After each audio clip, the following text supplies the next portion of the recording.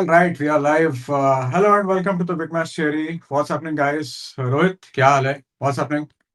What's happening is a snowy Saturday morning again. So it's made a nice big cup of coffee so we can get through all of the. I think we have a lot of points to discuss today. So I'm just caffeine loaded to discuss everything with you.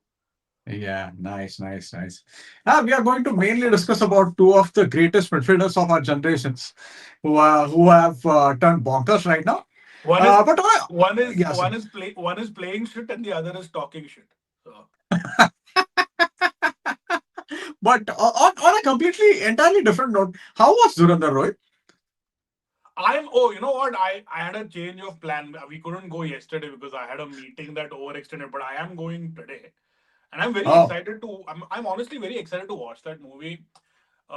Just because, honestly, I mean, all of the other chatter aside, which we don't want to get into right now, yeah, because yeah, one of the big reasons why I am going just to make a point. But let's not talk about that. But yeah. when was the last time we had a good action film coming out of Bollywood?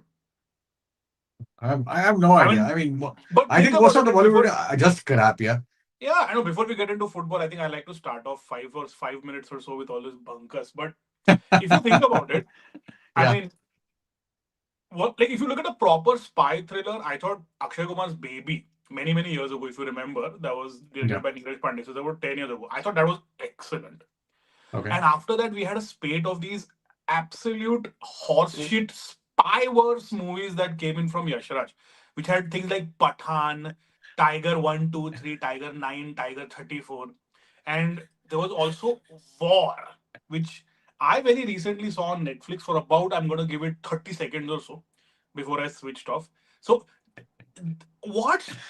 Please help me understand. You know what a spy? This is not a rant. I will cut this short. But when you talk about a spy, the number one thing, the only thing that a spy has to do is go under the radar. And you have Yeah. Ritik Roshan dancing shirtless on a beach. You have Shah Rukh Khan dancing half-assed, on a beach with Deepika. What sort of spies are this? So I just wanted to cleanse my brain of all this rotten nonsense when it came to spy movies. That is one of the big reasons I'm going to watch Durandar today, and I will give everyone a review. Not that anyone asked Mm. for it, but I still will. Yeah, sure. I hope it is at least. I'm pretty sure it will not be as good as say Tiranga or Border, but I hope it's a good movie. Meri Jaan Tiranga. Yeah, we don't want a copyright strike, but Yeah, no one can match Brigadier Suryadev Singh, right? oh my god, Absolutely. Suryadev Singh. Yeah. I mean, yeah. Of course, we go absolute batshit crazy with this Bollywood, boring as Love it, Bollywood movies. love it. Let's let's start with Xabi Alonso's Real Madrid. So Xabi Alonso apparently is almost about to lose his job. Real Madrid, they have two wins in their last eight games, The games. and it's I mean they're second in the league, just 4 points behind Barca. It's been 16 games, so more 22 more games to go. And but what I want to start with is what I find strange is that people don't overlook the fact that they are without two of their most influential midfielders. Midfielders, yeah. I mean, yeah, I mean, two of the greatest midfielders in football's history, right? Yeah. Luka Modric and Tony Cruz. They both retired. Tony Cruz retired in 2024. Modric retired last season. So they No, are he went to without Milan. Now anyone. Modric did retire. Modric went to I'm Milan. sorry, he went to Milan, but he left Real Madrid. Is Right. my point. And both of them left Madrid, and now they don't have anyone who can basically dictate the tempo of the game, who can sit in the middle, who can see. One thing is, even though Modric did not play too many games last season, it's always helpful to youngsters, right? Yeah. I can't think of a single midfielder who can do what Modric or Cruz did. And of course, they will not be as good as Modric or Cruz. We can grant them that. But they don't have anyone that fits that profile. And second thing is, I found this entire Real Madrid signing Xabi Alonso quite strange. I mean, Real Madrid have a history of and all their success in the last 25 years. By the way, in the last 25 years, they have won 8 Champions Leagues and 9 La Liga. Just that much? Oh, okay. Yeah, But not. that's it. That's about it. But I'll tell you another thing, right? You talk about the midfield issues that are plaguing Madrid because of the two obviously legends of the game that went away. We're also forgetting that they've had a massive injury crisis in defense this season. So you've had Eder Militao, who's been injured with, I think he had a hamstring injury. You've Yeah. had David Alaba, who's had his ongoing issues. He's hardly featured, I mean, for Madrid in like a proper sense. Ferland Mendy has been out, and I think he came back and he went out again or something like that. Carvajal is out till 2026. Trent only recently came back into the team because he was out at the start of the season with, I mean, our friend isn't here, otherwise we would have had a good laugh with him. And Dean Hoyson again has had knee problems. So you also had, not only have you had the likes of Kamavinga play in fullback positions, you had Chouameni again deputize in defense. So they've had their midfield light. You had Valverde and all these guys trying to play out in He's midfield. playing fullback. Yeah, that's what I'm saying. You had all of Yeah. these guys playing in defense. And then on top of all of that, which we'll get to very soon, all the ego clashes with Xabi Alonso, with Vinicius, with Bellingham not being at his best because he's being played out of position, and the whole Mbappe, everything's focused on Mbappe to get them results right now. Looking at the way that he's lined up, so let's not forget it. They've lost players, great midfield greats. They have had injuries in defense, but because it's Madrid, all of the nuances and all of these factors are never taken into consideration, right? Never. You have to win. That's the Real Madrid thing. It doesn't matter. Real Madrid is probably the only football club. Like, if you think about, like, we keep talking about philosophies and we keep talking about tactics and all that. And Barca obviously had it, right? With Cruyff and all Yeah. these guys. They've had a style. Real Madrid style is winning trophies. Yeah. That's it. You can play a 4-3-3, 4-4-2, 4-4-1-1, whatever the hell you want to. Real Madrid, you have to win trophies. And that's it. And that's where Alonso is struggling, right? It doesn't matter if you're Xabi Alonso, it doesn't matter if you're whoever, you have to get results. Yeah. See, what I read, I think a couple of months back, and Sid Lowe wrote that article in Guardian. And as far as Spanish league coverage is concerned, Sid Lowe is by far the best journalist Mm. out there. I mean, he is fantastic. He's well connected. He has good sources, and he's a fantastic analyst. And he said at the time, a couple of months back, that Real Madrid specifically signed Alonso because after so many I mean, almost everyone left their club, and they wanted some structure. And if you look at all the signings that Real Madrid do right now, they are not as say they are not galacticos like they used to do in Yeah. 2000s. They signed Dean Huyson. They signed this guy, the fullback that we had, and they signed Oh, Trent yeah. Alvaro Carreras. Yeah, yeah. Alvaro Carreras, and they signed Trent Alexander-Arnold. So all the people they signed, they don't have a huge profile. Since say last 10 years, it's not like Real Madrid haven't signed players. Of course, they have signed world class players, but they've got them a lot of them for cheap.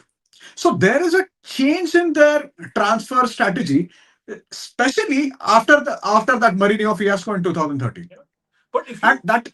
Sorry, go Yeah, ahead. No, no, go ahead. Go ahead. uh, Go ahead. no, and so that's what I'm trying to say. Trying to say that Perez got Alonso. So Alonso is Perez's man.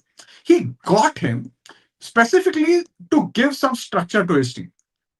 And for some reason, that's not happening. And maybe one of the reasons is you have people who don't like structure, who don't like pressing. I mean, it is a common theme, right? Any It is. manager who can't who can't function at Real Madrid, it's because of people don't respect him. It's because he's too tactical. See, say what you want about Rafael Benitez. Of course, we make fun of him and all that stuff. But Rafael Benitez is a good coach. He has Mm. always been a good coach, but he could not survive at Madrid. The only people who were good at Madrid were the people who were good with man management. Your Vicente Del Bosque. Just imagine what the kind of job Del Bosque did during Spain in 2012. Because Mourinho started a world war in Spain, War. that entire Spain squad between Real Madrid and Barcelona players, and Del Bosque handled that situation and won them one more trophy in Euro 2012. Then you had Zidane. Of course, we know the caliber of Zidane as a player, but he wasn't a tactical coach. He was more of a man manager. And third is Carlo Ancelotti. Of course, you also had one season by Mourinho, but we know what happened with Mourinho's last season, right? So all three coaches who have been successful at Real Madrid are specifically man managers more than tactical coaches. So I did not understand the point of giving Xabi Alonso a job when you had a personalities like Vinicius Junior in your team. I mean, to be honest with you, I do understand why they gave Xabi Alonso the job, right? I mean, Carlo had pretty much he was done, right? He Yeah, had taken that squad as high as he possibly could, and he won everything with Madrid. yeah, yeah, But he was done. Like he was. There's always a time by which you hit a brick wall, and you're like, you know what? I can't take these guys any further. But if you look at the options available, right? Xabi Alonso has played for Madrid. yeah, He's a Spaniard who's always had a high profile, right? He's had like 100 and whatever caps for Spain and all of that. He's won with Leverkusen. He's and when I say won with Leverkusen, he's won with Leverkusen in a league that was more than a monopoly, yeah, right? It was more than a monopoly. So if you are looking at options, what options did Madrid have this summer in terms of managers? I don't think there was an experienced manager who's a great man manager in that Carlo Ancelotti mold that yeah, was available for them to go after. yeah, So, in terms of a bright, shiny object, which is how United do things, right? You look at the bright, shiny object, and Xabi Alonso was most definitely the bright, shiny object. If yeah, United had the pulling power to get him over, we would have gotten him over, yeah, unquestionably. So yeah, I don't really blame them. My problem is, or my reading of the Madrid situation is that you're absolutely right, and it's I'm going to draw parallels with how United were, right? When we talk about Ancelotti and why they were successful at Ancelotti, it has, of course, it has got it has got a large portion or a large part of that down to Ancelotti being able to manage the talent. But there was the talent to manage. You had Casemiro, Cruz, Modric. That was a set midfield. Nothing was going to move them. yeah, You had Benzema. Initially, you had Ronaldo Bale. Then they went away. You had Vinicius and whoever was playing on the other side. They were set. They were set. It is easy for so basically you didn't need a coach. Modric was a coach on the pitch. Casemiro was yeah, a coach on the pitch. Cruz was a coach on the pitch. Ramos back in the day was a coach on the pitch. Rudiger was a coach on the pitch. So you didn't really need a guy to come in and coach. But now you tell me that you look at Madrid's right hand side. You have Mastantuano, you have Brahim Diaz. Sometimes you have Arda Güler playing in either the midfield or up front. Are you going to trust either of these guys to figure shit out and get yeah, Madrid over the line? I'm not yeah, talking about the other two. You know it's mm, Mbappe and you know it's Vinicius. They do what they want to do. They're among the top five players in the world. okay, You look yeah, at the midfield. You have Kamavinga, you have Chouameni, Fede Valverde. Fine. Again, I won't talk about him. He knows what he has to do. Chouameni, Kamavinga, as good as they are, they are. I think both of them start for France, or I know for a fact Chouameni starts for France. yeah. Are they Modric and Casemiro? I don't think so. Uh, That's different profile, right?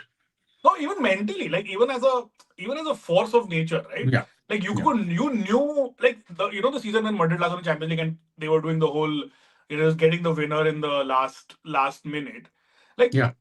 it was what was it called, man? I forgot that term. They call it something, right? The Yeah, yeah, comeback. yeah. Yeah, yeah, yeah, yeah. I think who's was it? I think we have a couple of comments. Remontada. Remontada. Remontada, Remontada. Yeah, Yeah, yeah. yeah, yeah, yeah, But who's doing the remontada now? yeah, So I mean remontada, there you go. Anshul helped us out. Thanks, yeah, Anshul. yeah, yeah, yeah, yeah. Thanks, Anshul. Ancelotti Uh, eyebrow. Oh man. We all miss this. yeah, yeah, But that's my point, right? We are talking yeah, about. Sorry, actually, you don't go ahead and read the chats. So yeah. Just give me 2 minutes. Hey, Anuj, what's happening, man? Long time no see. Uh, you shout out have, to of Anuj. course, Hey, Anuj, you're going to yeah, talk United in a bit. Stick around, man. yeah, and yeah, Ancelotti eyebrow. Yeah, that is true. Hey, Anuj. Yeah, yeah, Anand, what's happening, man? Yeah, sorry, go on, go on. Yeah. So I mean, my point is that at this point, you look at that Madrid squad, right? I mean, dude, I watch the likes of those three names that I took before. Arda Güler, he gets into the United team easily. Mastantuano, he's a kid. He gets into the United team easily. And I'm just using United as an example because that's something that I can relate to. Brahim Diaz walks into this United team. Vinny walks into any team in the world. Yeah, Mbappe every walks team in into the world, any every team in team the in the world, world, right? both of them. Yeah, yeah, But I don't look at these guys as being able to carry Madrid on their backs mhm, single-handedly. I Hmm. could say that about Cristiano. I could even say that about Bale. I could say that about Benzema. I could say that about that great midfielder guy. So, do they need Xabi Alonso? Okay, and to that point, right, we've established the fact that these guys maybe aren't capable. But Xabi Alonso, I think the only mistake or something that I'm a little difficult to, I find difficult to understand is his tinkering with the formation. Hmm. And maybe Anshul or one of these guys who follow Madrid a little more closely than I do follow Madrid a lot, but not as closely as these guys. But I have seen in this season, I have seen Xabi play a 4-3-3. Yeah. I've seen him play a flat 4-4-2 with Jude Bellingham for whatever reason on the left wing. I don't know what that was. I have seen him play a 4-2-3-1 with Bellingham at the 10 and all those guys around him, which I thought was a pretty decent formation. So I think for egos as big as a Vinny and all these guys, you want to put him in the wing, you're going to expect him to, you know, go back and defend. No, he's going to do the whole Mo Salah thing. And that is exactly what has happened. He's pissed off with Xabi Alonso because he's been asked to defend. अरे मेरे को बोल रहा है Mbappe को क्यों नहीं बोल रहा? It's something along those lines, right? So Yeah. Yeah. Yeah, and see one thing I noticed. See, I must have watched 4 to 5 Madrid games for entire 90 minutes this season, and what I again that is down to not having Modric or Cruz. That their build-up was so it was very weak. You could see when Modric or Cruz had the ball, they just put the players in their right positions. of course, They don't have anyone to do that anymore. And see, say what you want. You can have 1,000 different formations, and well, we of course we have talked about a specific formation to we will death. talk about it. And we'll talk about it today as well. But unless until you have a player who can control from the middle of the park, and then I mean every great team you need to have such players. If you don't have that player, your team will not be great. It is that simple. You take any team from say last 25 years, United had two players. Scholes could, of course, we knew how Satnam was, and Roy Keane. Roy could control And it, Carrick. could hit it. Later, Carrick. You had Carrick. Arsenal had Patrick Vieira who could do that up to a certain extent. When Liverpool won the Champions League, of course, Liverpool in that 2010s, they were not a great team. But when they won the Champions League, they had Xabi Alonso. Hmm. Barca had two great midfielders. Madrid again, Cruz and Modric. So every team that dominates in last 25 years, they always have someone who can control games. Unless until you have that player, you can't do anything. It is that simple. Hmm. I mean, you can make formations and tactics. You can make it sound harder than rocket science. But these are foundations of football, right? You can't do anything without it. Read a couple of comments and one has really got me laughing here. Okay, just hold on. Whenever Xavi gets his best 11, some player or the other gets injured. So what can he do now? Uh, Hello guys, Rohit bhai, are you from Mumbai as well? I don't know why you give the prime. Really, Edinak, that is a name that has. Wow. that Mile we Edinak is we ought to Crystal use Palace that. and Villa, right? He was at Crystal Palace, right? Yeah. He was a captain, Oh, right? was he the captain? Oh, okay. Yeah. He Yeah, was I'll a take captain. Edinak, man. I don't mind. I don't mind Edinak. That's better than Zoran Mamdani, right? Oh yeah. I've been called Zoran Mamdani, which is Yeah. let's not get into that. But thank you, Shivam, Mile man. Edinak. I'll take Edinak any day of the week. I will take Edinak any day of the week. And how come we haven't used him in one of our quizzes? Maybe it's gonna come next week. Maybe I'll Maybe, just slip it in. maybe, Abhishek wouldn't maybe. know. He's not here, and I'm pretty sure he's not watching either. So he Yeah. can I'm sure he can he's get he's sleeping right now.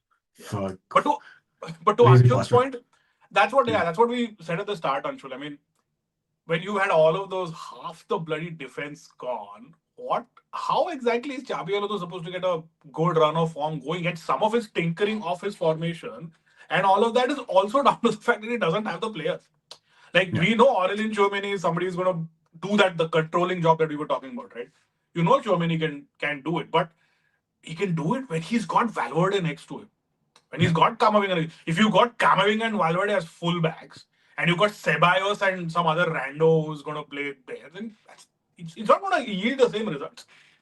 Julian Speroni, the Argentine crystal player, of course we know Yeah. Julian Speroni. Of course. Of course we know Julian Speroni. Yeah. Just in case, I mean, this is the comment Rohit replied to. Oh, sorry, I didn't. Yeah. No worries. Oh yeah, Shivam, I am from Mumbai, by the way, to answer the question. I don't live in Mumbai anymore, but I am very much a Mumbai guy. No, Rohit, I think Rohit, you were saying something before. Yeah, no, I was just talking about again. I fully echo what Anshul is saying, right? When your entire backline is injured, then it's isn't it obvious that your midfielders are going to drop in behind, and you're going to have the likes of Ceballos and all these guys playing in midfield. How are you going to get Yeah, a control of the game? yeah, And then you've got egos like Vinicius, who's unhappy that he's been shunted out wide. Because remember, before Mbappe was coming in, Vinicius had a run, right? He could yeah, play down the middle, he could drift out wide, out left. Him, Rodrigo were basically doing whatever the hell they wanted. yeah, yeah. And then all of a sudden you have Mbappe, and Mbappe, look, when you have Mbappe who comes in, Mbappe is going to be the focal point of your attack. No That's doubt. You can't sign Mbappe and then why don't you play out wide and track back? That's not happening. Hmm. If I was a manager, which I'm obviously not, if I had a choice between Vinny and Mbappe to play the focal point, I would go Mbappe 10 out of 10 times. Yeah, 10 out yeah. of 10 times.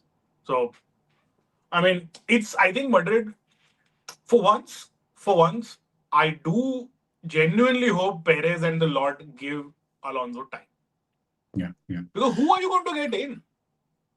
Who are you going to get in? Are you going to go back to ask Carlo to leave his job with the Brazilian national team? He's not going to do that. Yeah. Do you go back to Zizou again? And Zizou is not interested anymore. He He's just not wants interested anymore. to. That's what I'm saying. Yeah, he Who are you wants going to France go job. to? That's about it. He's waiting. He's pretty much just in line for the. Oh my God, Anand man. Oh Let's God, let's it's have been a a while. I mean, we have been talking about a different Bald Dutchman for quite some time these days. So yeah, not Ten Hag. They want Klopp. Oh man, that could be interesting. But I But don't think Klopp doesn't want to manage that will anymore. No?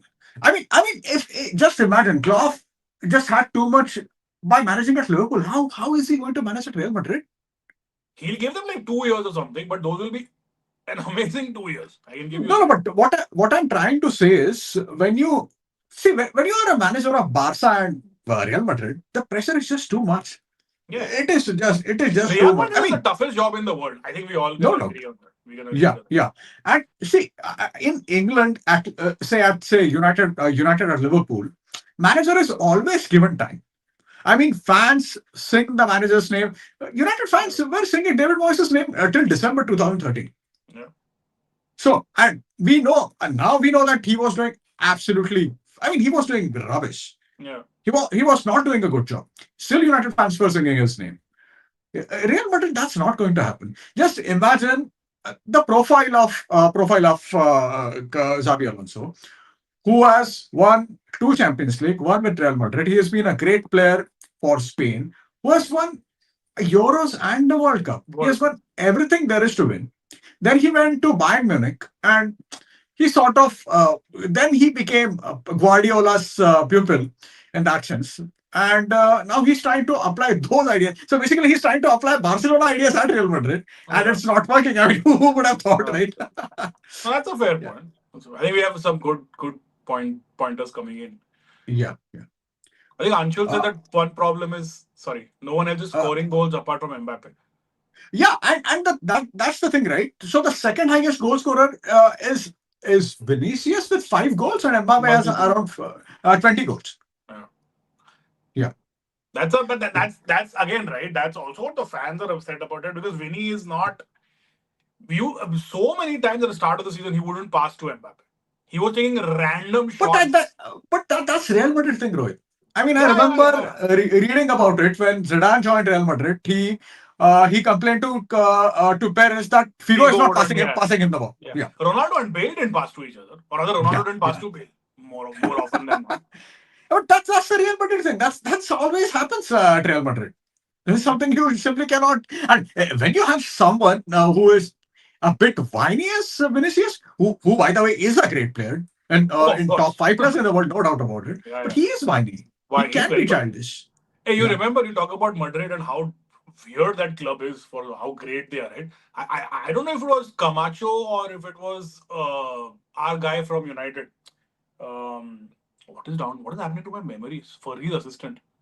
Carlos Queiroz. Carlos Queiroz. I Yeah. remember there was a time, I think, when someone had come out, I think it was somebody who wrote this article, that apparently things were so bad that Rahul was picking the team. Oh my God.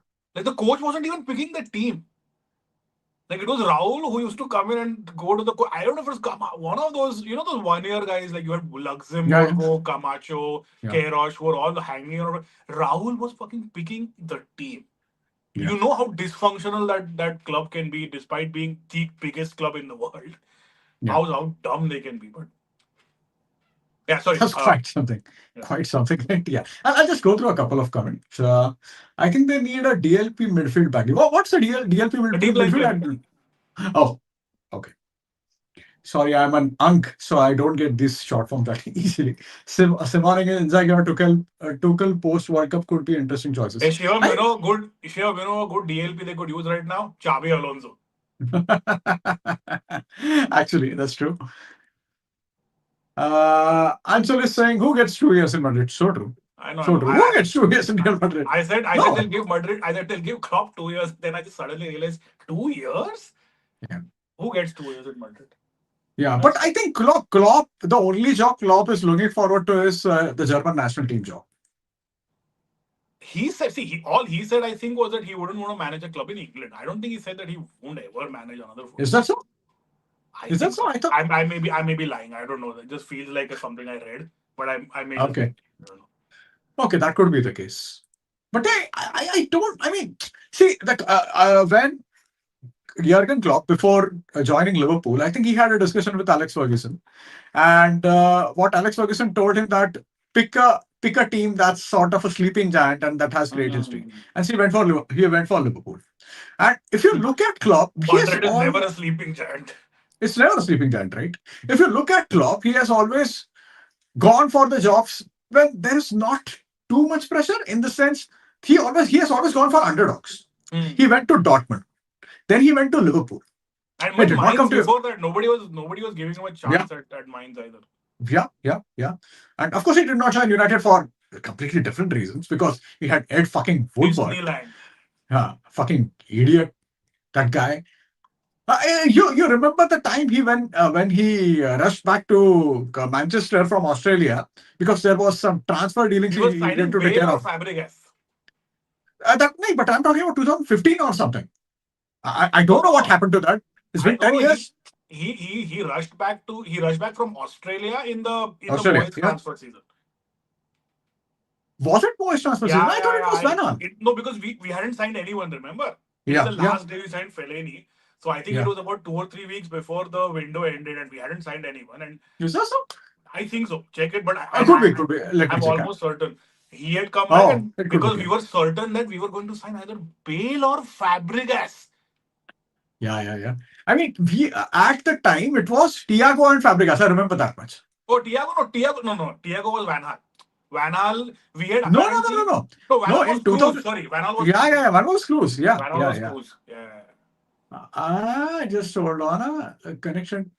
Where is it coming? Oh, you are right, bro.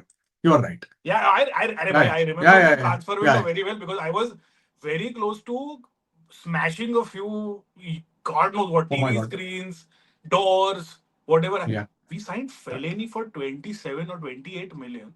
When him and Baines were available with the transfer, what do you call those? The clause. What? My brain is off right now. I haven't had too much Yeah. coffee. We could have got them jointly for 30. We ended up Yeah. paying 28 just for Fellaini. Oh, let's not get into United transfer dealings right now. It will be a But to depressing. summarize, to summarize Madrid, I think, Yeah. man, you sack Xabi Alonso if there is a great option available that is going to be Yeah. able to deal with these egos and get the team to perform. I don't know who that guy is at Real Madrid. Who's available? Why would you I think. sack Alonso? Who are you going to get? But I mean, there are talks of see. First of all, what happened is against Man City, Real Madrid played really well. I mean, of course, they Yeah, they lost that lost, game, but yeah, but they played well. So and Rodrigo scored, I think, for the first time in 30 games or yeah, something because he has been yeah. injured. And but from players' response in that game, it felt like players were with the manager. So apparently they are giving him one more, at least one game. I think they Real Madrid are playing Alaves Alaves, on yeah, yeah, Monday. Yeah.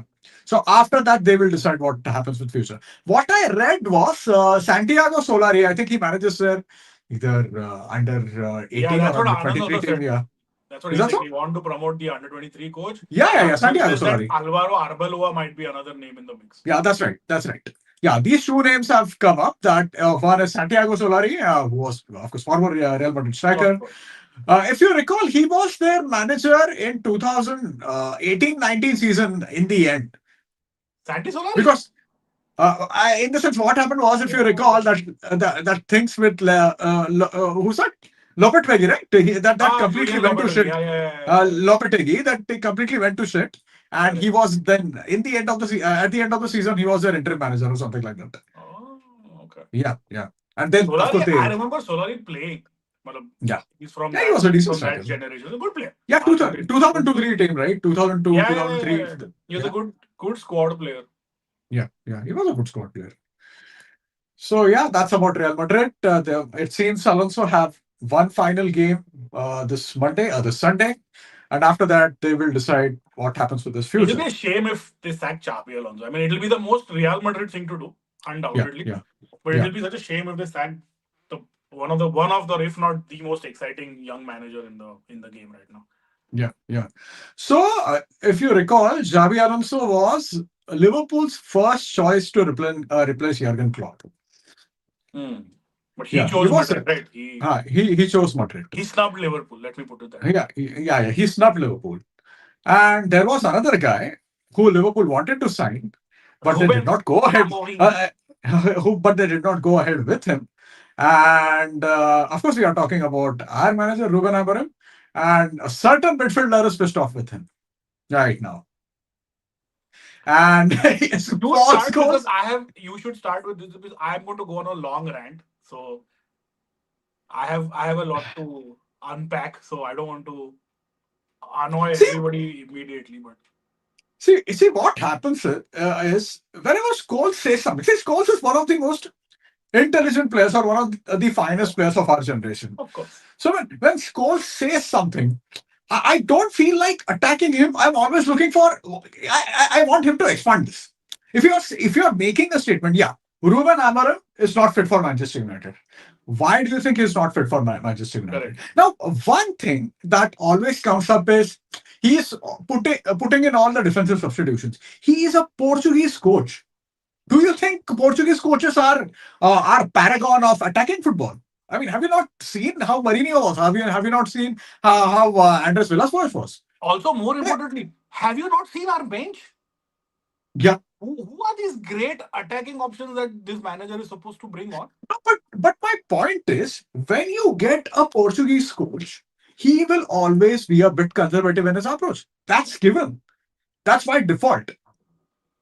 I mean, people are expecting something that's not going to happen at least right away. That's not going to happen. He is a conservative coach. He is a Portuguese coach. All the Portuguese coaches are conservative coaches. I mean, just recall how Mourinho was when he was at Porto. Of course, he was not just defensive coach. He was very Pragmatic. pragmatic Yeah. coach. He was always pragmatic, right? But No, but that's I'll tell you the yeah, problem with, I'll tell you the problem with Scholes and Neville and even to some extent Keane and all these guys, right? The problem is that they are still stuck in 2003. They are still stuck in this idea that, oh, let's just put everyone in a 4-4-2, flying wingers, overlapping fullbacks, two forwards, two midfielders, one goes up, one stays back. They are all stuck in their heads in 2003, and without trying to sound like an asshole here, it is also one of the big reasons none of them made it as a manager. yeah. And I'm not saying this. I mean, I'm not going to go have I too know. much calls for anybody else, right? He's one of my Yeah. favorite players of all time. That is one of the big reasons. None. Tell me one player that spent his entire career or large portion of his career under Fergie, who eventually went on to be a great manager. And I'd actually blame Fergie for it because Fergie was such a brilliant man manager. Yeah. Fergie just knew how to get the best out of every single player that he had at his disposal. You look at the last two squads that we won the Premier League with, those are not squads that any other manager could have won the league with. No doubt, no We doubt. won a league. We won one league title with Cleverly and Anderson as a midfield partnership for first 2 3 months before Carrick came back and all of that happened. We played the last time we won the title. Ferdinand was perpetually injured. Vidic was on his way out. We had Jones, Smalling, Johnny and the Evans. two Da Johnny Silva Evans. twins and Johnny Evans as a defense, and we won the title. So when Scholes talks about playing a 4-4-2, it's not about the system. Yeah. It is about Fergie being able to extract something out of the system. Try and play a 4-4-2. Why do you think no one does that anymore? Why do you Yeah. think no one in world football plays that formation anymore? No one in world football has that idea of football anymore because football has moved on. Yeah. Because no one plays like that. People are a lot more pragmatic. You talk about Guardiola, you talk about Klopp. Even under those two managers who are known to be attacking, or I'm talking about the Premier League, known to be attacking, known to play good brand of football, they were still not playing in the way Fergie used to play. Yeah. They were not. So Scholes' idea, sorry, just give me 10 more seconds. Yeah. Yeah. Sure. Scholes' idea of, oh yeah, we'll all attack and we'll do this. It is, you will get your ass handed to you every single game. You will lose every single game 5-2 or 6-1 or 7-4 or something of that sort. It is not possible to play that style of football anymore. See, the thing with Alex Ferguson, see, first of all, Alex Ferguson was mainly a man manager. See, you have so many great coaches from Barcelona. The reason because they have a fixed philosophy and people craft their entire managerial whatever around it. So you have some framework. Say first you had Rino Speaker's framework, then you have Johan Cruyff, then you had Van Gaal, then you have Pep Guardiola, and people completely craft their skill set around it. At Manchester United, we were never a system team. We were always Ferguson was always a man manager who got the best out of his players, and his management skills. No one can replicate in the world. That's not going to happen. So I think what happens with Paul Scholes is, I think you rightly said that they are the part of them. They're still living in that Alex Ferguson era, which will not happen. What what I feel about Amorim using 3-4-3 in general is what happens to your youth team. Now you Mhm. have to change your entire youth setup because nowadays all the youth teams they have the same formation or the same system as the first team. Now when your youth team is playing with four-man defense and all of a sudden you switch from four-man defense to three-man defense, the kind of coaching you need is entirely different. Entirely different. You probably need different coaches for it. So I think that's a huge overhaul. And if Ruben Amorim does not succeed at Manchester United, what happens to that? So, as far as the risk factor is concerned, I think the risk is just too much. I hope Amorim succeeds, and of course we have talked about it so many times. But if he doesn't succeed, what are we going to do next? Who do we have? What I'll tell options you do we what. have? I have a slight. I mean, I agree with a lot of what you said, right? But look at Yeah, it this way. So you say that we play a certain way in our youth team, and say the first team is different. Now think of it this way.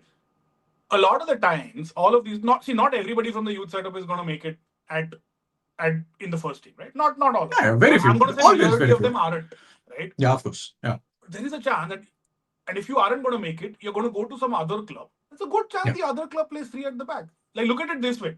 Say somebody goes from, say, I'm going back in time, 2010-11, right? Pogba, the youth product, went from the United youth team. He went into Juve, who Juve at that point of time towards the end were playing a three-man defense. Now, I know he's not a defender, but imagine a United defender who was in that team. If Juventus came calling for him, he would go there. He would adapt. So yeah, my thought process is, I understand what you're saying, where what you're talking about is an ideal scenario. Where ideally, sure, yeah, the youth setup, the under 15s, under 18s, under 21s, we should all play the same formation so that the players are built accordingly. I understand that. But in today's football, there has to be that bit of adaptability. You can't say that, oh, I'm a defender, I only play in a two-man defense. What if you sign for some other club that plays a three-man defense? Would you not play for them? So that's point number one. I think that adaptability has to be there. And I forgot what you said afterwards. What was the second point you were talking about? No, what I was saying is, just in case Ruben Amorim doesn't succeed at Manchester Ha, United, ha, ha. Can I just what answer that? happens then? Yeah, sure, I'll tell you sure. what. The one thing that the club have been little smart at, right? If we were to change this formation, say Amorim gets sacked on Monday, we lose to Bournemouth and he gets sacked, right? At least in the current, it's not going to happen. I'm just in the current squad. Thankfully, I don't think we'll have much of a problem, and I'll tell you why. Look at the signings that we've made, right? If anything, these guys have hedged their risks really well. Mbumo and Cunha can easily play in a 4-3-3. Easily. Dorgo is horseshit anyways. But push comes push comes to shove, he can play as a left back in a back four. I don't think he can't. No, he can. He's No, I'm scoring. just He's saying. I'm scoring just for saying. Denmark. He keeps scoring for Denmark, by the way. That's what I'm He saying. scored. So it's Yeah, not a situation where at least the signings we are making are malleable in that sense. Like we are yeah. not making.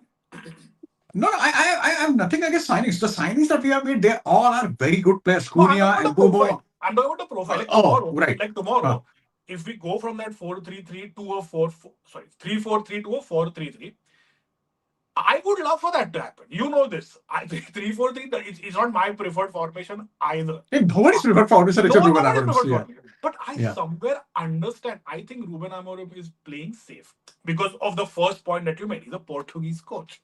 yeah, For him, he's under the impression that if I put a four at the back with fucking Dorgo and Dallo as my fullbacks, and with Delit and Harry Maguire, who have the joint speed of I think zero point 0.8 miles an hour, they are going to get flattened.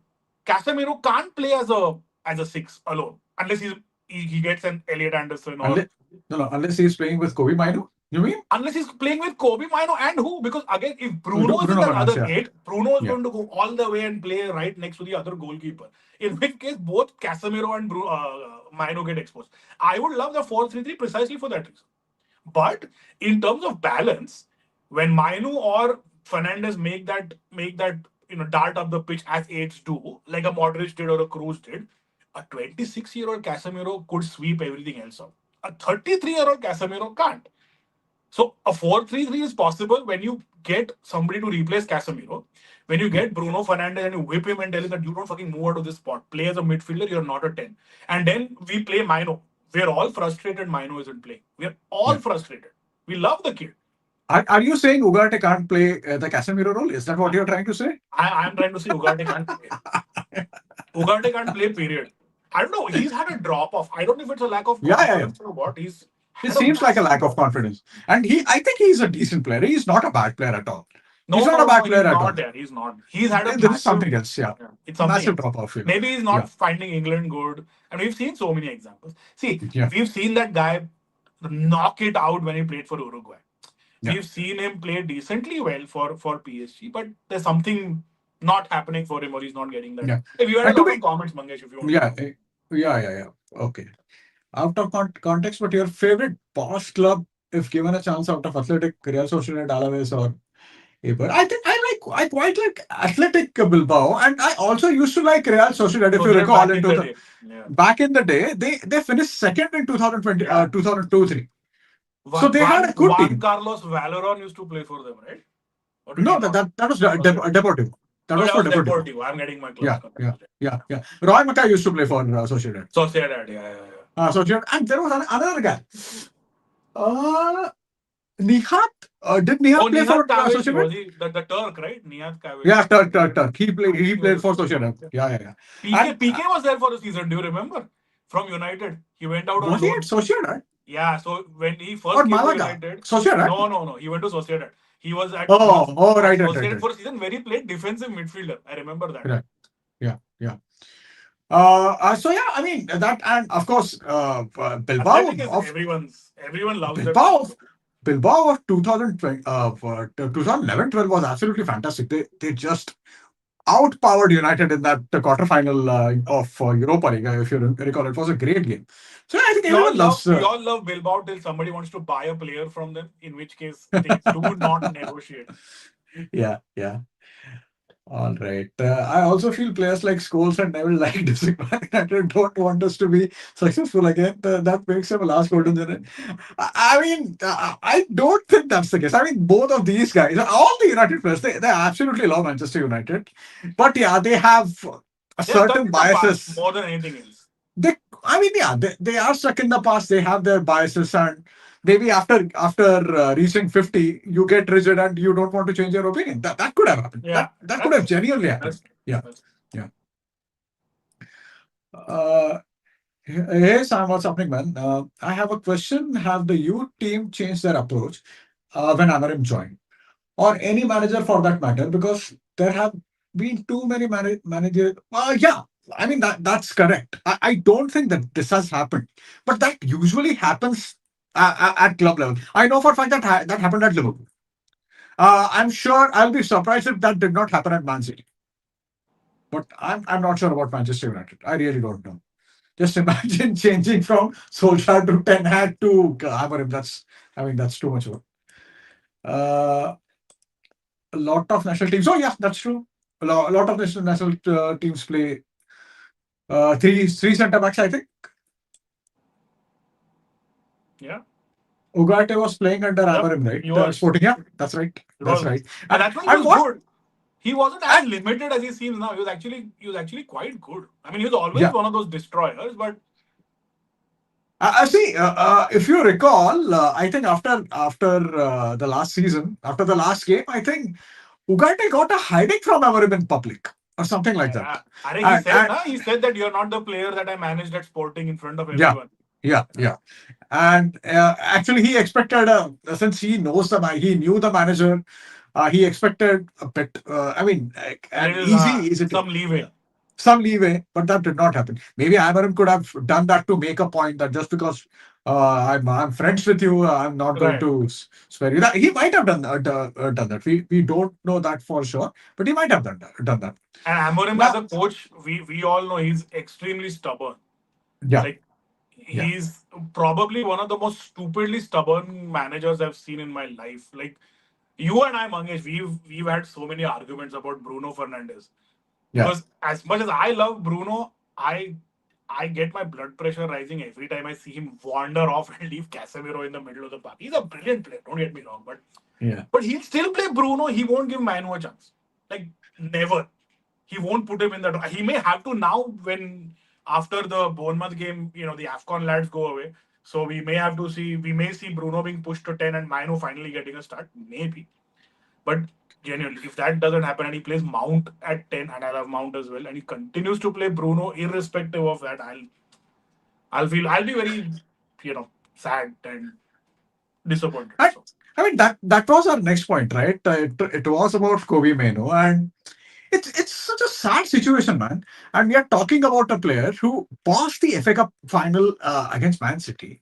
He scored against Liverpool. He scored against Wolves. If you recall, he scored against Lyon. yeah, When we won that famous game 5-4, he scored against Lyon. So he's been there. He's done that when he made his debut against Everton in that 2023-24 season. He had such a brilliant game, and I remember even Roy Keane was raving about it.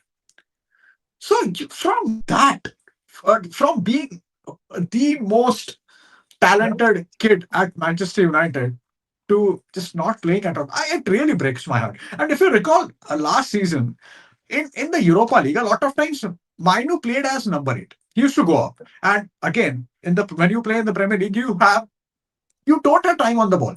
When you're playing in the Europa League, you have that luxury of. Hmm. See that's what happened against Lyon. That's what happened again even against Atletico Bilbao, right? Right. And I thought last season in the That was a semi-final, weird game. That away game at Bilbao was the weirdest game I've seen in my life. but we were really good. We I don't know if dominated we were good or Bilbao. they were just garbage, but yeah.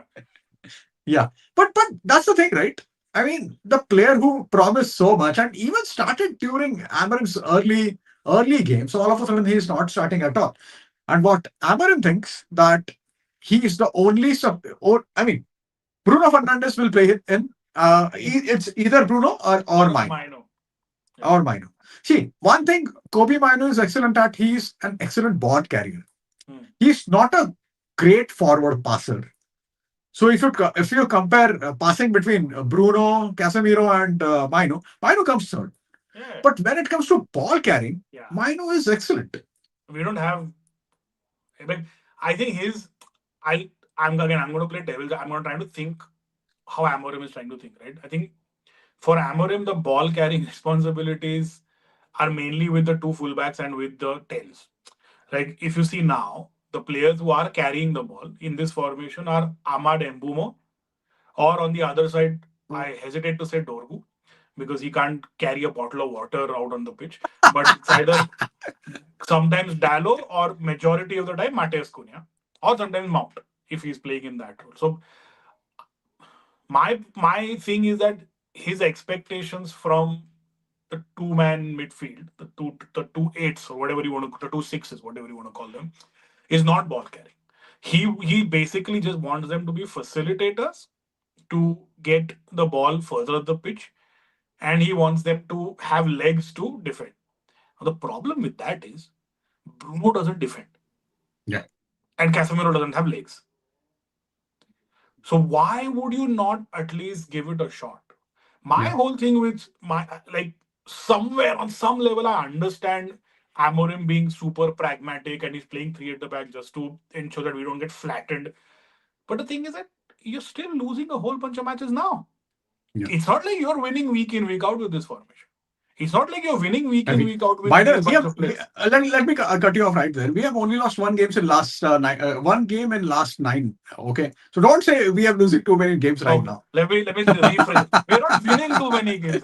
We are not winning too many. That's right. But and that to your point, that is actually one of the reasons why I think Amorim won't shift from that three-man defense. Because he's like, if nothing, if nothing, there is at least some sense of even if we are not winning, we won't lose.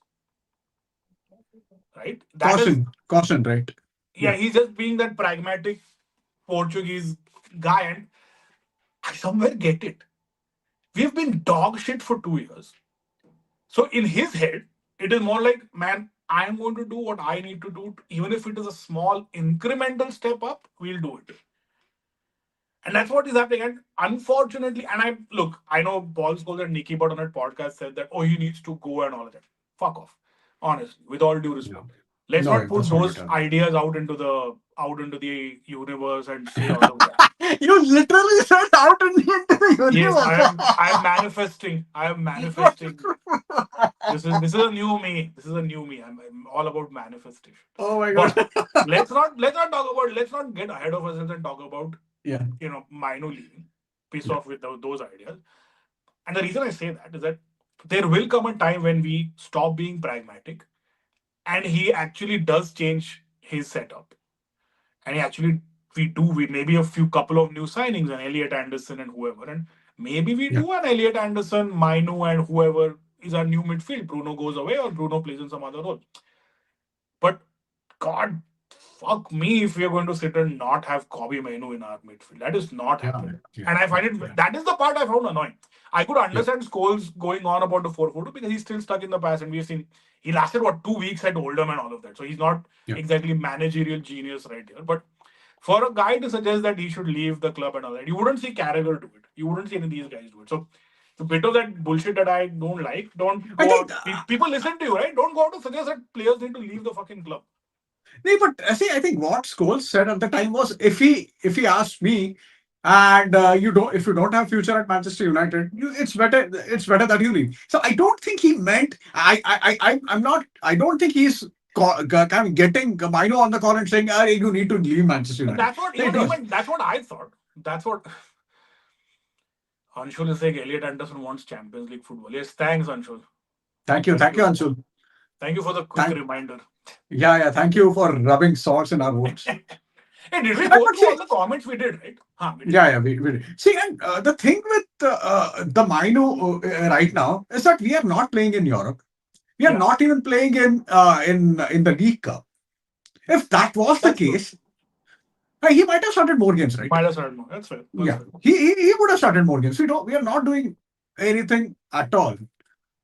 We are not playing any other competition at all. I don't know what's going to happen in the FA Cup because we are going to play Brighton.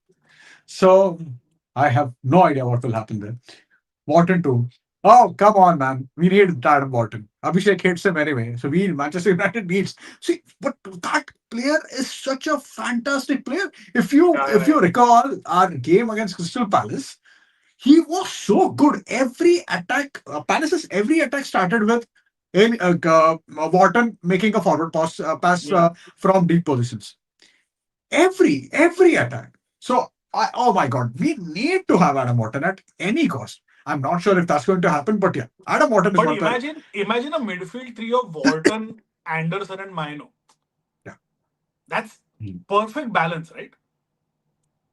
fantastic. Almost it's and that's I think eventually what we should do. I'm quite partial to the 4-3-3 as a formation, thanks to But my everyone is my right. favorite my favorite manager post Fergie, which is Louis Van Gaal. So I love the bloody 4-3-3. I think it's, Yeah, and even for this current squad, imagine we do sign a midfielder and we do like a proper number six. Oh yeah, Stiller. He's also in the yeah, mix. Who yeah, looks like yeah, he's about 65 years old, but Angelo Stiller. Look at like any one of these guys, and you pick any two out of say Stiller and Elliot Anderson and these guys, and you pair him up with a copy menu, and that's a great three. And you go up top, you have Cunha, you have Sheshko, and you have Bumo. And yeah, then you got the likes of Mason Mount and all these guys to come off the bench maybe or start a few games. That's exactly what a squad is, right? yeah, yeah. I think we are good. We have good attackers right now. We need midfielders at any Midfielder. cost. We need We legs, have man. We don't decent. have legs. We have decent attackers right now. I'm not saying they're world beaters, but Cunha and Bumo Mount, they all Yeah, are yeah. good players. Yeah, Really yeah. good players. And we They're haven't good seen the attackers best right of now. Sheshko yet. Yeah, yeah. If you We have recall barely the seen two him in games, the past 2 months. Yeah, that's what I'm saying. That yeah, just when he was getting in the groove, just when he was giving a couple of assists, he scored a couple of goals, he got injured. yeah, yeah. By the way, Sesko's opposite number from Arsenal. Any thoughts about him? I have no thoughts about anything related to him right now. He is struggling. No? He is struggling. He's stuck. I happen to recall one of your comments back in the day, a couple of months back. What do you think about him? But he did struggle against Yeah, Aston yeah. Villa. Arteta I, addressed it as well. Arteta addressed yeah, it. yeah, yeah. He did struggle against Aston Villa. See, I'll tell you what, the reason I was so sure, oh, by the way, Anshul is saying take Ceballos from us happily. Can you also throw in Kamavinga? We could use some more legs in midfield. So Yeah, you yeah, can you can have Casemiro in return. Give him a good, nice send off at the Bernabeu. It's a good strategy. But yeah, Gyökeres, right? My only apprehension about Gyökeres even back then, he's 27. He's 28 right now, whatever he is. yeah, For a guy of that age to come in and settle in the Premier League is always difficult. Unless you're like a Zlatan level guy, right? Unless you're Zlatan, who came in at 34 or 35 or whatever he was, and he didn't take 3 minutes to settle in. You have to be at that level once you get past a certain age. Think of a striker, right? Think of a striker who came in late to the Premier League and set it on fire. Came in late, yeah, like 27, 28, 29, 30. I can't yeah, think of anything. yeah. Plus, he's terrible. He's terrible on the ground as well. Get terrible in the air. He's terrible everywhere. But Shubham is asking, you think Brighton will batter Slot and Liverpool? One can always hope, Shubham. Yeah, we can always hope, right? We can always hope. I hope that happens. I hope Mm. that happens, and I hope Slot brings in Mo Salah and Mo Salah misses a penalty or misses an open goal or something like that. Just watch the world one, man. I absolutely love it. I absolutely love it when Liverpool are in chaos. Who doesn't? That's always good, Who right? doesn't? Yeah. Sam is. Sam is saying Gallagher is a great PL profile, not La I would Liga. take him, honestly, I'll take the guy on loan. Maybe not spend a lot of money Yeah, on yeah, him, but yeah, yeah. man, Gallagher improves our midfield right away, honestly. Any guy who brings some energy in the midfield will improve our Yeah. midfield right now. Yeah. You We, remember we, back in Ten Hag's first season, Marcel Sabitzer came in yeah. and he improved us. Raul Jimenez. All right. Did Raul Jimenez arrive late in the Premier League? How old was he when he came in? I thought he came in Must have early, been no? 23, 24, right? Was he 23, 24 is fine, yeah. When Yeah, I'm thinking of yeah, somebody who came into the Premier League like 27, 28. That's what yeah, I was trying yeah, to think of. And he did well. Jimenez did well for sure, but I yeah. think he came in a little earlier. True, true. But yeah, I'm sure you must have watched that reel. What do you think about Arsenal right now? Because see, right now they are the main contenders, no doubt about it. But they are just 2 points away from City. They have not won a single big game. I mean, beating United and Tottenham. Beating United, it's not a big game. At Mm. least not this season. And they defeated us on the first in the first week at Old Trafford. I mean, yeah, Arsenal were always going to win against Manchester United. Take make no mistake about it. But even Thierry Henry addressed it on CBS when he said that he did not like how Arsenal players they just fell onto the ground after conceding the second one. So it is related to mentality. I still think Arsenal are the main contenders to win the league. But just imagine Rodri comes back for Man City. What happens then? Just imagine City just chasing you incessantly. What happens then? I think Arsenal have it in them. I'll be honest. I mean, I not being able to get past. I think that is still going to happen. I don't I think. think Arsenal will win the league. I'm not denying No, no, that. I'm saying that even like Yeah. they faltered against, say, a Villa or whatever, they failed to win against. I think that's okay. I mean, failing just. I mean, let's not forget Villa are way high up on the table too, and No, but Villa. Arsenal. But if you see, if second, I'll just make one more point. Except for Spurs game, how many times have you watched Arsenal play free flowing football? But that's not them right now. No, that's my point. Arsenal. I But don't what's think. the point of having so many great players, and if you are not going to play a free flowing attacking football, But I'll be what I when did don't. we see? Hmm. Yeah, sorry. I Go don't on, think one. Sorry. that's Arteta though. I don't Neil. think that's Arteta. Like even in the last 3 years, right? The last 3 years when Arteta has finished second in the league and whatever. I don't quite recall watching Arsenal and going like, oh, that's free flowing football, or that's like Wenger's football from say the '09 season, right? Yeah, When they yeah, were when yeah. they finished second, I think, and they did really well, or any of the Arsenal teams before that. I think Arteta, with the fact that he's focused so much on the defense, on the Arsenal Sorry, defense over the sorry. past 2 years with Mhm. Gabriel Saliba and all those guys, and he's got the likes of Zubimendi and Rice who are very solid. Arsenal right now is more of a 97-98 Arsenal team, or I should say even before that, George George Graham's Graham Arsenal, Arsenal team. more of George a Graham's George Arsenal team. Graham Yeah, Arsenal team yeah, where they won't wow you with their silky yeah, skills. They won't wow you with their one-touch Wenger football. They yeah, get your width. They're what, 2 points ahead of City. yeah, I I never had them. I think even we discussed it right at the start. I don't think we ever had Arsenal tearing away with the league anyways. yeah, yeah, Even when we did say that, okay, right at the start we thought Liverpool might win it, but that's fallen off the wagon. But yeah, whoever else was going to win it, I don't think we ever said that Arsenal is going to, run away with the league. They won't. I don't yeah, expect them to win the league by 12 points or something. They will falter. But if you look at and the reason I say that, right? Look at this. Look at the way the league is right now. Crystal Palace are fourth on 26. yeah, Bournemouth are 13th on 20. So 6 points are separating 9 teams. yeah, I'll give you United's example, right? United on 25, they're sixth. There's 6 points of City, who are in yeah, second, and there's 6 points of 14th. So yeah, that's how tight the league is. That's how, people like clubs scrambling for points. The yeah, only team you look at the form, right? Look at I think Villa's won 5 straight games, but everyone else has had a draw. Look at Chelsea. Chelsea haven't won for 3 games. Three yeah, weeks yeah. ago, we had them challenging Arsenal for the title. Now they've just fallen off the wagon again. So it's a bit of that. That's the way the See, league is. I feel in the second half of the season, Arsenal will be more fluent. They'll pick up form because you have people like Eza. He's more settled. I think, I mean, they'll start playing well then during maybe after December. But whatever my point was, so if you're not just 2 points away, City is just 2 points away, so it becomes a little uncomfortable during that time. Squeaky bum time, as Alex Ferguson used to call it. It But will be a that's also you assuming City will keep it up.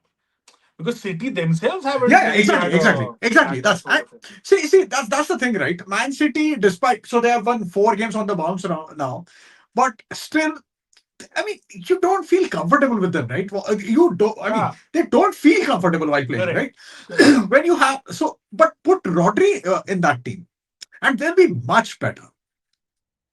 I don't know when Rodri is going to come back. Let me go through Sam's Yeah, comment. I feel Arsenal are in fatigue currently. Small blip, too many injuries to two to three in the same position. I doubt will we have played best playing 11 for more than 3 to 4 games. So slowly, yeah, I agree with you. The Arsenal will pick up form probably from January.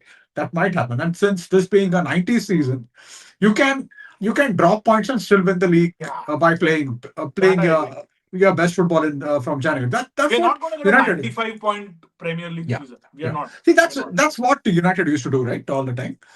Yeah. Yeah. And about mentality, I agree. We need to start thinking more like winners. Not that we were not, but we need to keep it till the end of the season. This is exactly what Henry said. And we are talking about Arsenal's greatest ever player, right? Not a couple of morons on the internet like me and Rohit who are just ready to bash Arsenal or Liverpool anytime. But this is something Henry addressed. And by the way, of all the ex players, I think Thierry Henry is the best pundit. He Yeah. he he is the best pundit. He's on point with his analysis. He's not biased at all. Hmm. He's never biased towards Arsenal. Yeah. So I think he's fantastic. I think we can Just also imagine say me. that the two Just worst imagine are me saying Carragher it. and Neville. No, two worst are Carragher and Neville. I find them unbearable. I like the Uh, overlap. They're good on the podcast. They're good yeah. entertainment. They're good fun. But man, when they're doing commentary or when they're doing, oh fuck, I find them unbearable. Maybe I mean one of the reasons could be that we've been watching them for last For a long time. 15 Yeah, fair. for a long time, 12 years. So maybe it's just fatigue we have They've about turned them. into Hansen and Lawrenson already. I feel. Yeah, yeah. I feel Haaland's form will be super important for City. They'll probably have it in them to get through.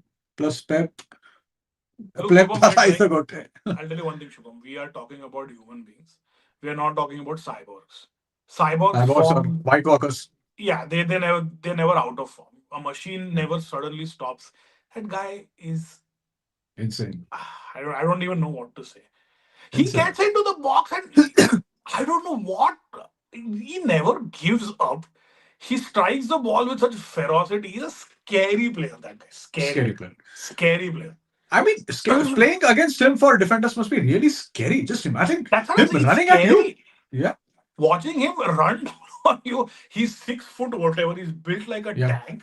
He runs like a bloody machine. He's got a left foot that will probably rip the neck up. Who wants to defend that guy? Yeah. That is true. That is true. Yeah, there's one more comment. Inceptor. Am I reading this correct? Inceptor Papi. Inceptor. Yeah.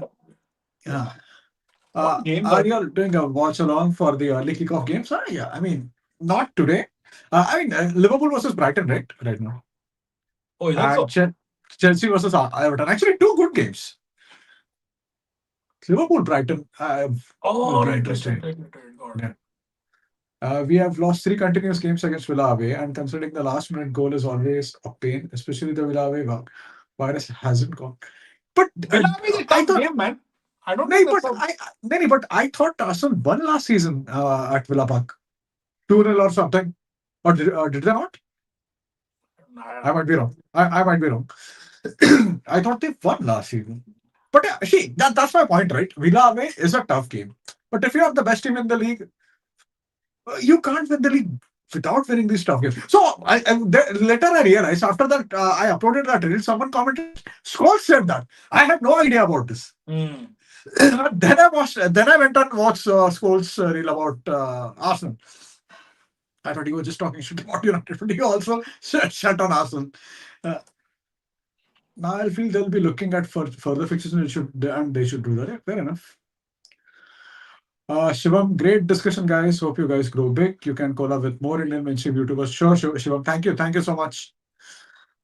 We shall do that. And does not Uh, say, Mangesh, do you want to do a Monday United Bournemouth? But it will be late for you, right? I'm fine. We I can can do do it. it. I am away, man. My Christmas break has started. I have nothing to do. Oh, right. That's right. That's right. I can do Yeah. any game, Let's do that. anything that you want to do. Okay, we'll do that then. Chalo. Let's do that. Let's do that. Okay. If there is nothing else, thank you guys. Thank you guys for watching. We'll meet So you big on thanks. Monday. I think we should definitely thanks all our friends who've been commenting, and Yeah, yeah, yeah. you guys are great, man. A We special couldn't do thank to this without Sam and Anshul, who are regulars on our live streams. Thank you so much, guys. you guys. Keep And us going, honestly. So yeah, yeah, true, huge true. thanks, huge Thank thanks. you, thank you so much. Okay, we'll see you soon. We'll see you on Monday. Bye for now.